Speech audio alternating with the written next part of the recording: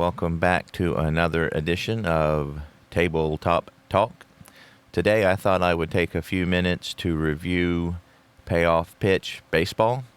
I have been playing it for quite a few weeks now and thought I would give my impressions on it. Do have a few notes here, so I want to make sure I don't forget anything. Few disclaimers. First off, these kind of reviews are subjective.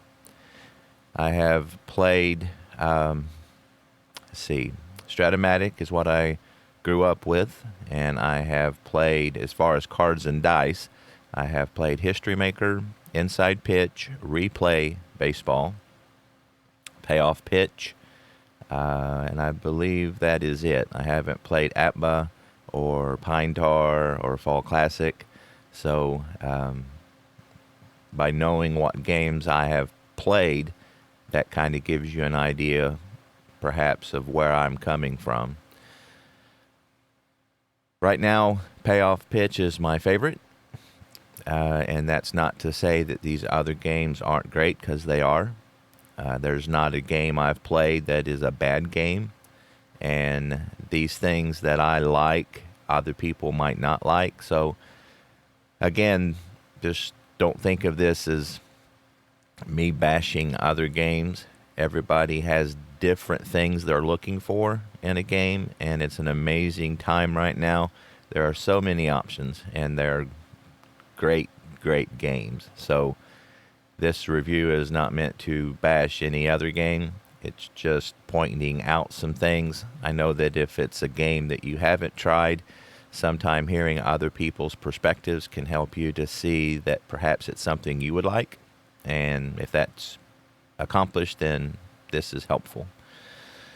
So I thought I would start with the things that I really like about Payoff Pitch, and then some things that are kind of half and half, and then some things that I don't like. So I'll start with the game engine. And I would say that of all the games I have played, the game engine for Payoff Pitch is my favorite. The interaction between the pitcher and the hitter, which to me is a big part of baseball, is the best in this game. The 50-50 model, which Stratomatic and some other games do, works, and don't have any issues with it. A lot of people love that. But the interaction in this particular game engine is just fantastic. It's a lot like real baseball to me. You have, it starts with the pitcher, and he delivers his payoff pitch, so to speak, and then that determines the results from the batter's card. And then, of course, you have the ballpark factors entered in, and fielding entered in, all the things that the other games do. But it starts with the pitcher and the batter interaction. And those of you who know the game know that the pitchers have wheelhouse, patient, tough, in play, things like that. And so depending on the pitch, then that is how the batter reacts. So pitcher can throw a tough pitch, and it's more likely to be a strikeout, in and out, but good hitters will get hits on good pitches.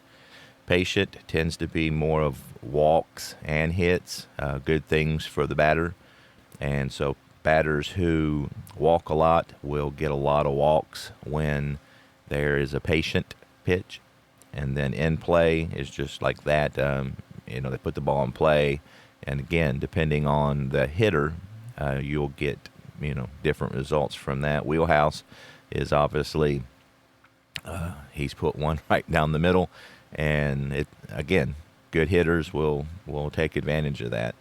It's kind of neat because of that interaction. So you could get a wheelhouse pitch and end up flying out to left. So in your imagination, you can see that the hitter got a good pitch to hit, and he just got under it and hits it to the wall, but the left fielder is able to catch it. So again, that's something you don't get in a 50-50 game.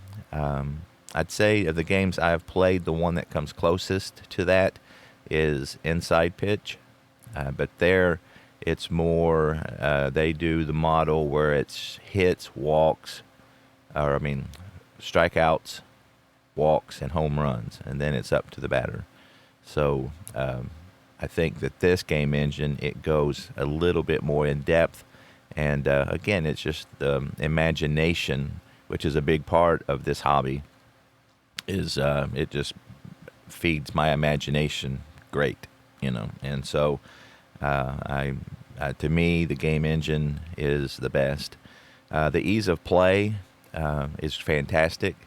There's certain games that take more brain power than I am willing to exert, and this game is just right. It flows quickly.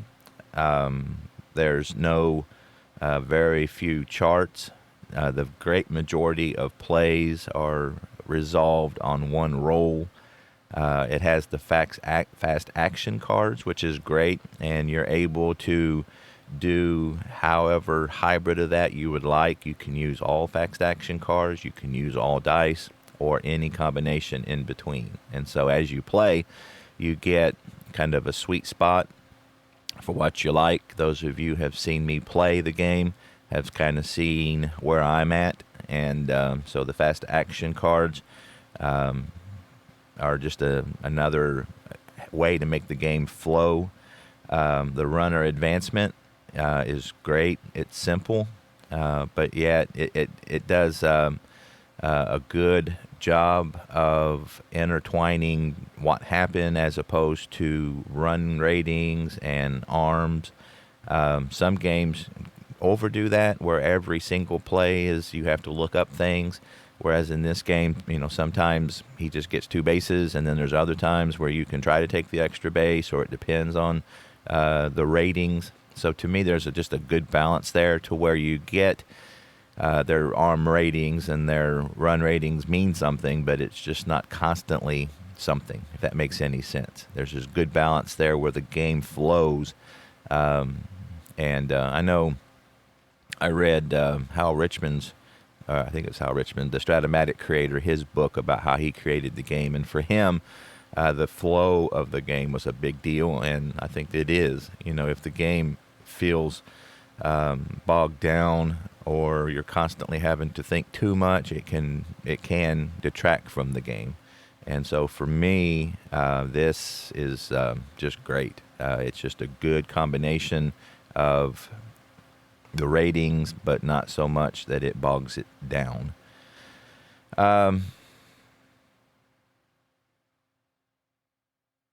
Customer service, I've been very pleased. I know that the customer service issue in the community is a big topic. I don't mean to bash other companies, but there are some who their customer service leaves a bit to be desired. And some people are okay with that, and some people aren't. It's kind of a deal for me. When I'm spending money, I'd like to have some customer service go with it. I have been in the customer service industry pretty much my whole career as an employee, and I don't excuses for this, that, and the other thing. To me, there really aren't any. And again, I don't want to start a big brouhaha. It's just, for me, that's a big deal. And some people it's not. Some people are okay with some customer service issues, and that's fine. If you're okay with that, great. It's just, for me, it's kind of a deal. And so I've been very pleased with customer service. When I order things, they are prompt, and even I know sometimes he has to print these things, and even then, usually within a week, I have my order. So the customer service is very good.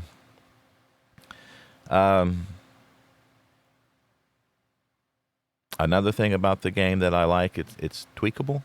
And those of you who have played a few games probably understand what I mean by that, is that the game is set up to where you can make some small adjustments that kind of fit how you like the home brewed rules. I know ID Jester did a whole new chart on these things, and Joe was okay with that. He even put it on his website as an additional option. And so that's good. I mean, it's kind of hard to put a finger on. Some games just don't lend itself to that. You're kind of stuck, seems like. Whereas this game, it's open enough that you can make changes that fit how you want to play, and it seems to work. And so it's a tweakable game, if that makes any sense, and I like that. One thing about the game that I like is the PDFs are available. That's kind of how I entered the game. I got the game, the charts, everything through PDFs. I got my first couple seasons through PDFs, and another really good thing is the price point. Their PDFs are, as far as I can tell, about the cheapest, at least of the games that I have played. You can get a season for $9, and that's just incredible. And so that was kind of how I was introduced. So I was able to get into the game pretty inexpensively. And so they have PDFs available for for all the seasons. Matter of fact, there's a couple PDFs that they don't have printed for. I know 2016, for some reason, isn't available printed, but it is available as a PDF. And so I think that's a big deal. Obviously, some of the bigger companies don't make that option. You have to buy their cards or you don't play the game. And this one, not only are the PDFs available, the prices are, the lowest, at least of the games that I have played. And the price for the printed game is right around the lowest. I did a little research, and I did the 69 season, like Stratomatic. They don't have 69 available, but there's 68 with shipping, and tax was $66.52. Payoff pitches with shipping ended up being $47.04. Inside pitch was around $56 for that season. History Maker was $36, and replay was about $30 or about $44. So again, Payoff Pitch was right there, in the lower echelon of prices. So the game's very reasonable. So again, you can go PDF, and another reason why the pricing is so good is the quality of the cards. Bar none, there are no cards, in my opinion, even close to the quality of these cards. These cards are incredible. Replay has nice cards. History Maker, their cards are not much, but again, that's not what they're going for. Great game. It does things different than other games don't do. So again, not bashing the game, but the cards aren't much. And their price is down there too. So, again, great game, but if you're looking for good quality cards to hold in your hands, you can't do any better than Payoff Pitch. Proof and Point, when I started, I bought 69 and 54 as a PDF, and then as most of you have seen my channel know, I got 64, which is blown away by the quality, so much so that I ended up getting the 54 and the 69 seasons printed, which seems ridiculous because I had those in payoff or in PDF forms that I had taken the time and energy to print. But I'm just so impressed with these cards that I wanted these seasons, because I'm going to I'm replaying them as well, and I wanted these cards to finish, to continue my replay, even though I had printed up the PDF. So the cards are just incredible. I mean, they feel like baseball cards, and that's probably why they kind of resonate with me, because it feels like a good quality baseball card in your hand. So when you're playing the game, it just adds to me so much. And again, I'm sure there's a lot of people who could care less about the quality. They're more interested in, can they play the game, and the PDFs work just fine. So again, for kind of the lowest on the market, down in that lowest range, you get the best quality. Now, I know there's some other games that I haven't played that have super quality cards, and again, that I haven't got there yet. I probably will. I keep trying new games, but again, the quality and the price is just amazing. Another thing that makes these so amazing is that with Payoff Pitch, you get every single card of every player who played at all. And not only that, you get like traded players, you get the card for each team, and then you get a combined card. The only exception to that is the 1954 season. For some reason, he didn't do that with that season. However, you do get quite a few pitcher hitting cards in 54 that you don't get in the other seasons that do have every player carded. So, again, Stratomatic, obviously you get... I was looking through my 64 set of Stratomatic because I was thinking about trying to play a game of that in my 64 replay. But there's just so many players who don't have cards, and there's no way to get them. So, to me, that's kind of a big deal, So not only are you paying the highest price, and again, please don't miss, this is just my opinion, what works for me. And I'm not bashing Stratomatic, love Stratomatic. It's just that, to me, that's a deal, that you don't get all the cards. And, again, the quality of Payoff Pitch is just so great, and you get every single card. Another thing I like about the cards is that the cards have personalities, and that's a big deal for Stratomatic. People love to look at Barry Bonds' card, or Babe Ruth's 27 card, because they have personality. They don't have the same thing. You can see where his home runs are in the 3 column, and wow, that's a great card. For me, these cards have personalities too. I mean, you can look at like Norm Seaburn, who is on my 64 Oriole team. His patient area is like 1/96 against righties. He gets a walk.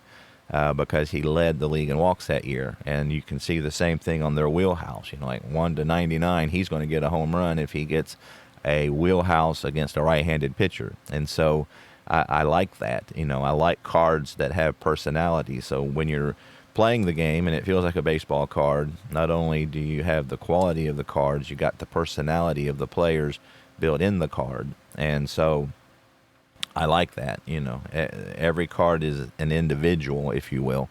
And so to me, that's a pretty big deal. So, so those are kind of the things that I like. I think they do very, very well. Next, I'll talk about some things that are kind of half and half. Left-right splits. One thing is that I wish they would do is that they have left-right splits on the hitters, but not the pitchers. And from what I've read, that's not going to change. And that's not a deal breaker for me.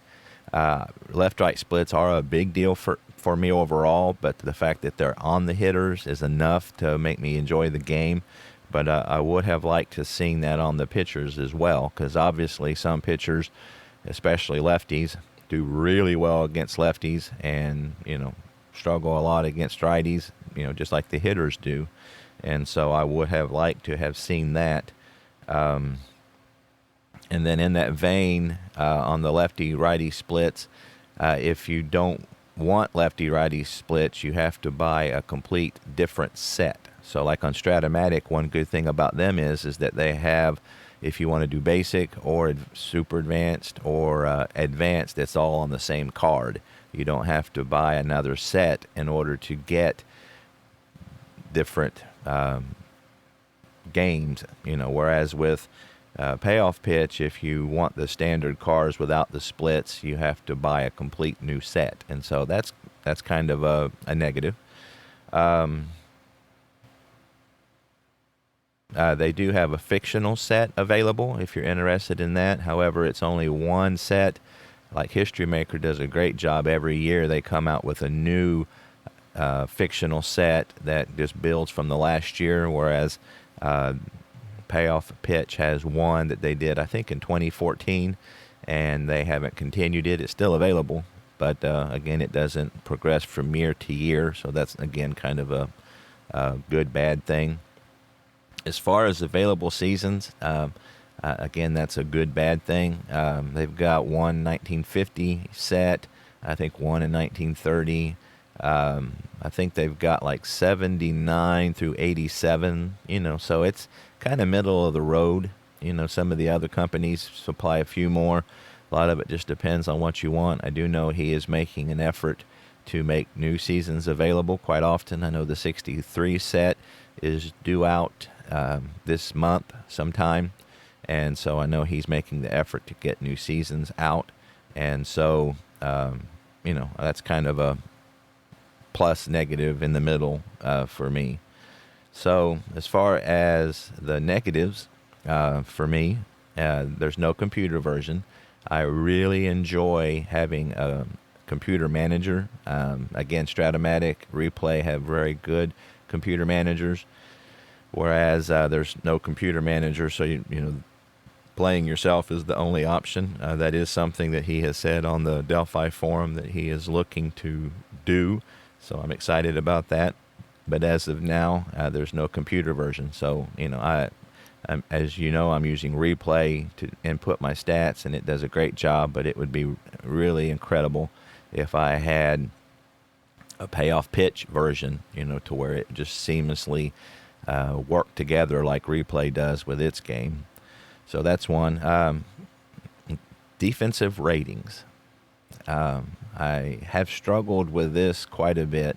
I know in my 64 and 69 Replay, Brooks Robinson is rated a D, I believe in 69, but Luis Aparicio is rated a D. And I did some research, and every other game I have, including my computer games like Diamond Mind, even Out of the Park, they give both of those guys on a scale of 1 to 5, either a 1 or a 2.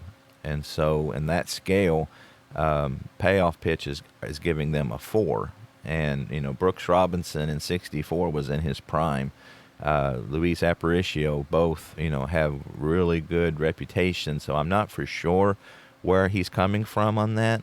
Again, I don't speak to be an expert on this at any stretch. I know that defensive ratings are a subjective thing, but for me, I struggle with that, and so I actually will make changes. I know Replay, when I'm using Replay to do my stats, their ratings are on the computer screen, so I actually will make some changes, and he has said on Delphi forum that that's fine. Of course, you don't want to make too many changes, because then I think you're going to skew the game, because obviously he has those ratings to make the stats come out to where they should be. So I try to, if I raise Brooks Robinson to where I think he should be, I also will do the same on my opponent, so that at least we're not cheating, you know what I mean? We're not giving the Orioles an unfair advantage. And I find that a lot of the ratings overall are low. Like Mickey Mantle, Willie Mays, for example, I've noticed that their ratings are low. So it's not typically hard for me to find ratings that don't seem to match up on the opposing team. And so I will make adjustments there to make sure that if I raise 4 points, so to speak, on my team, I raise 4 points on whoever I'm playing. And again, I try not to raise too much, so I'm not skewing the game, to where it's making the results unusually weird. So, again, I'm sure he has a reason for that, but I'd like to know what it is. I don't know. I can't see how you could give Brooks Robinson in his prime a D, a 4 out of 5 to me, or Luis Aparicio either, for that matter. I mean, those guys were known for their fielding, and so, to me, fielding is a big part of the game, and so I would like it to translate into the game I'm playing. So, for me, that's probably the biggest negative for the game, for me, that I have seen, I just having a little difficult time with the defensive ratings. So, overall, it's my favorite game. It's the one I'm playing most of the time, if not all the time right now. And I've got 3 printed seasons. I've got a few PDFs of that, and eventually I'll probably end up getting the printed seasons, because the cards, again, are just so incredible.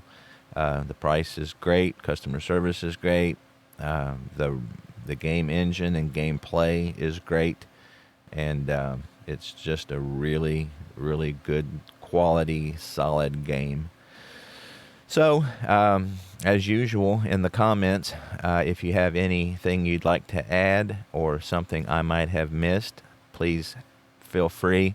I enjoy the conversation. I enjoy the interaction. Hopefully we can get more of that as we get more people interested in what we're doing here.